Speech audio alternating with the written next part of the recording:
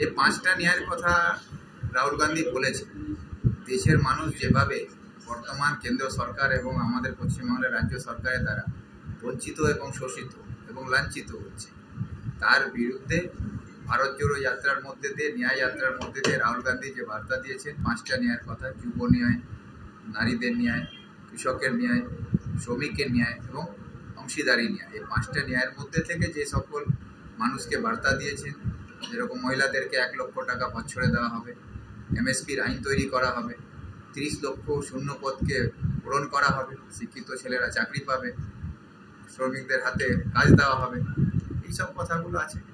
এখন তো মানুষ সেটা ঠিক করবে না, মানুষ তো দুহাত তুলে আশীর্বাদ দিচ্ছে বাম কংগ্রেস জোটকে। আজকে যে মানুষের আশীর্বাদ যেভাবে আমরা পেয়েছি নমিনেশন করতে গিয়ে, তাতে তো বুঝতে পারছি যে মানুষ পরিবর্তন চাইছে। রায়গঞ্জ লোকসভাতে পরিবর্তন মানুষ চাইছে বলেই দুহাত তুলে আশীর্বাদ দিচ্ছে।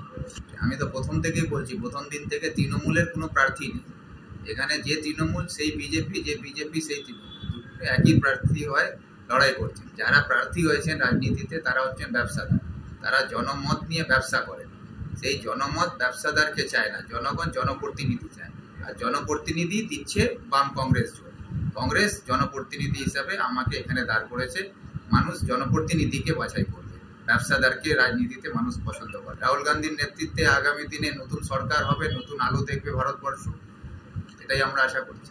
কোথায় দলে গোষ্ঠীমণ্ডল কোথায় দেখতে পাচ্ছেন? আমাদের দলে তো কোনো গোষ্ঠীমণ্ডল আমি দেখতে পাই না। আমরা সবাই মিলে একসঙ্গে রাজনীতিতে সাম্প্রদায়িক দল এবং স্বৈরাচারী দলের বিরুদ্ধে আমরা মোকাবিলা করছি।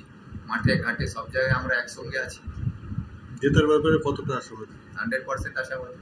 তো এখানে কোনো প্রতিপক্ষই নাই, জনপ্রতিনিধি দাঁড়ালে তার সঙ্গে আমার প্রতিদ্বন্দ্বিতা হতো। এখানে ব্যবসাদার দাঁড়িয়েছে। 1 নম্বরে আমি থাকবো, আমি এটা বলতে পারি। এবার 2 নম্বর 3 নম্বর জনগণ ডিসাইড করে। মূলত উন্নয়ন, যেটা মাটি মানুষের সরকার পশ্চিমবঙ্গ জুড়ে যে হিসাবে উন্নয়নের বন্যা বইয়ে দিয়েছে, যে হিসাবে 74টা প্রকল্প সাধারণ মানুষকে উপহার দিয়েছে, আর যে হিসাবে মানে পথশ্রী 1, পথশ্রী 2, পথশ্রী 3 দীর্ঘদিনের যেগুলো 15-20 বছরের রাস্তার দাবি ছিল, সেই দাবিগুলো পূর্ণ হয়েছে। এই উন্নয়নের বার্তা নিয়ে আমি উঠে গেছি। ওই 4 লেনের রাস্তা আমি হস্তক্ষেপ না করলে ওটা কোনোদিনই চালু হতো না। কেননা ওখানে একটা মন্দিরের ব্যাপার ছিল, যেটাই ছিল ওটা আমি গ্রামবাসীর সাথে কথা বলে ওটা আমি মিটিয়ে, যাতে উন্নয়নের ধারা অগ্রগতি পাক। আর সেই উদ্দেশ্যেই আমরা সবাই মিলিতভাবে উদ্যোগ নিয়ে এই ঝামেলাটা মিটিয়েছি। আজকে 4 লেনের উদ্বোধন হতে চলেছে। আমি সাধারণ মানুষ যারা এই 4 লেন তৈরি করতে সাহায্য করছে তাদেরকে ধন্যবাদ, কৃতজ্ঞতা। কোনোদিন না, আজকে বিজেপির হয়তো সিম্বল আমি জিতেছিলাম, কিন্তু আপনারা জানেন যে আমার ইলেকশন নির্বাচনের ঠিক 7 দিন আগে জেলা সভাপতি তৎকালীন বিশ্বজিৎ লাইব্রেরি ছিলেন, ওনাকে সরিয়ে দেওয়া হয়েছিল। আর দেবশ্রী চৌধুরী আমাকে হারানোর চেষ্টা করেছিল।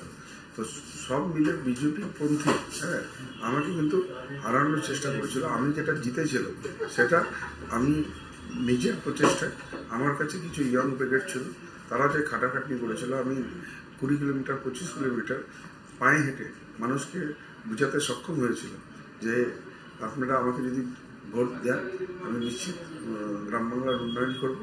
আর আমি একটা ভাবেন ইয়ং জেনারেশন থেকে বিলং করি, তো আমার মধ্যেও সেই এনার্জি আছে যে আমি ছোটাছুটি করতে পারবো, আপনাদের জন্য কাজ করতে পারবো। দেখুন, আমার উন্নয়নটা প্রাথমিকতা থাকবে। আজকে শিক্ষা, স্বাস্থ্য নিশ্চয়ই আমার ওই ব্যাপারে ফোকাস থাকবে, কিন্তু তার পাশাপাশি এই যে সাউথগামী যে ট্রেনগুলো, যেখানে আমাদের এখান থেকে বহু লোক চিকিৎসার জন্য চেন্নাই, হায়দ্রাবাদ আর ব্যাঙ্গালোর যান, কিন্তু এখানে ওই সরাসরি ট্রেন নেই। তো আমার এটাই একটা প্রাথমিকতা থাকবে যে যদি এই ট্রেনগুলো চালু করানো যেতে পারে। আর তারপর আমি আমার লোকসভা 7টি বিধানসভার অন্তর্গত সব জায়গায় আমি ঘুরছি, ওখানকার লোকাল বেসিক নিডস যেটা আছে সেটা আমি নোট ডাউন করছি, তারপর মাস্টার প্ল্যান করে সেই হিসাবে ধরে ধরে উন্নয়ন করি। কোনো নাম্বার এখানে দেওয়ার ব্যাপার নেই। এবার মানুষ সজাগ, আর চারদিকে মানুষের যেটা উৎসাহ, যা সারা যা সমর্থন দেখছি, তাতে মানুষ এবার ধর্মের মেরুকরণে ভোট করবে না, এবার উন্নয়নের কর্মের ভিত্তিতে ভোট করবে। তো উন্নয়ন মেয়ের কাণ্ডারি মমতা বন্দ্যোপাধ্যায়, উনি দেখে দিয়েছেন পশ্চিমবঙ্গে কতটা উন্নয়ন করতে পেরেছেন। আর আমি কর্মে বিশ্বাস করি। আমি যে বিধায়ক হয়ে 3টা বছর যে কাজ করেছি তার কর্মকাণ্ড কর্মলিপি আমি প্রত্যেকটা সাধারণ প্রান্তিক গ্রাম অঞ্চলে আমি কিন্তু সেটা প্রত্যেকটা লোককে আমি দিয়েছি। তো লোকেও বুঝেছে যে কৃষ্ণকল্যাণী কাজের লোক। আর আগামী দিনে এই সংসদ হলে পরে আমাদের এলাকায় উন্নয়ন হবে, কাজ হবে।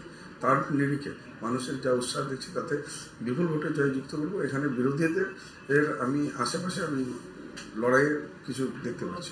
2 বা 3 নম্বরে কে থাকবে ওটা আমার হওয়ার বিষয়বস্তু না। আমি জিতছি, আমি বড় ব্যবধানে জিতছি। হ্যাঁ, এটাতেই আছে। আমি অন্যরা কি হবে, কোন জায়গায় যাবে, কত তলানিতে যাবে সেটা নিয়ে আমি চলি না। আমি কতখানি এগোতে পারবো আর কত মার্জিনে আমি জিততে পারবো আমি সেটাতে আশাবাদী, আর সেটাতেই আমি ফোকাস করি। আমাদের তৃণমূল কংগ্রেস মানে খুব অনুশাসনপূর্বক দল।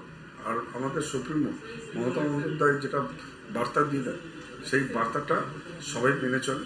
আজকে মানে আমাদের শাখা সংগঠন কর্মী জনপ্রতিনিধি যারা আছে সবাই ঝাঁপিয়ে পড়েছে। আমাদের এখানে গোষ্ঠীকন্দল নেই। গোষ্ঠীকন্দল ওই বিজেপি কংগ্রেস এগুলাতে থাকে। আপনার আজকেও আমার এখানে মানে 5টা জয়েনিং আছে। রানিং কংগ্রেসের মেম্বারগুলো জয়েন করবে। কালকে সিপিএমের মেম্বার জয়েন করেছিল। বিজেপি তো ডে বাই ডে মানে বিজেপি কংগ্রেস সিপিএম থেকে যারা জনপ্রতিনিধিগণ আছেন তারা জয়েন করছেন। কিন্তু তারা আস্থা রেখেছেন আমার প্রতি, আর তারা আস্থা রেখেছেন মমতা বন্দ্যোপাধ্যায়ের প্রতি যে এখানে গেলে পরে ওনার ছত্রছায়া হলে পরে আমরা এলাকায় কাজ করতে পারবো। আর কৃষ্ণদা যদি সাংসদ হয়ে যায় তাহলে আমাদের এলাকার সার্বিক উন্নয়ন হবে। তার জন্য সবাই আমার সাথে জুড়ছে, আর সেই জন্য জয়েনিংয়ের পর জয়েনিং চলছে। গোষ্ঠী এবার কি দিল্লিতে গোষ্ঠী বদল হবে? অবশ্যই আপনারা দেখুন আজকে পেপার সংবাদ মাধ্যমে আমরা যদি মিডিয়াকে গণতন্ত্রের চতুর্থ স্তম্ভ বলি, তো আগে মিডিয়া চেপে ছিল, এখন একটু মানে বলা চালু করেছে। আজকে মিডিয়া এখন আসতেছে যে বিজেপি 200 কম সিট পাবে, ঠিক আছে। ওদের সাথে RSS এর বনিবনা হচ্ছে না। আজকে ভাবে নেন মোদিজি নিজেকে দলের থেকে বড় মনে করছে, নিজেকে মানে RSS এর থেকে বড় মনে করছে। তো সব মিলে একটা যে মোদির গ্যারেন্টি, এটা নিয়ে সবাই কিন্তু ক্ষুব্ধ। কেননা আমরা জানি যে আমি যেটা দল করছি, দলটাই বড়, ব্যক্তি বড় না। কিন্তু উনি নিজের ব্যক্তিত্ব বড় বানানোর চেষ্টা করছেন, দেখানোর চেষ্টা করছেন। এটা সাধারণ মানুষ, ভারতবর্ষের মানুষ এই উদ্যোক্তা পছন্দ করছেন না। আর উনি যে স্বৈরাচারী আর ফরমানজারি রাজনীতি যেটা করছেন, এটাতে সাধারণ মানুষ অসন্তুষ্ট। সেই জন্য তার খামিয়াজা আপনারা দেখবেন 4ই জুন EVM যখন খুলবে আপনারা বুঝতে পারবেন।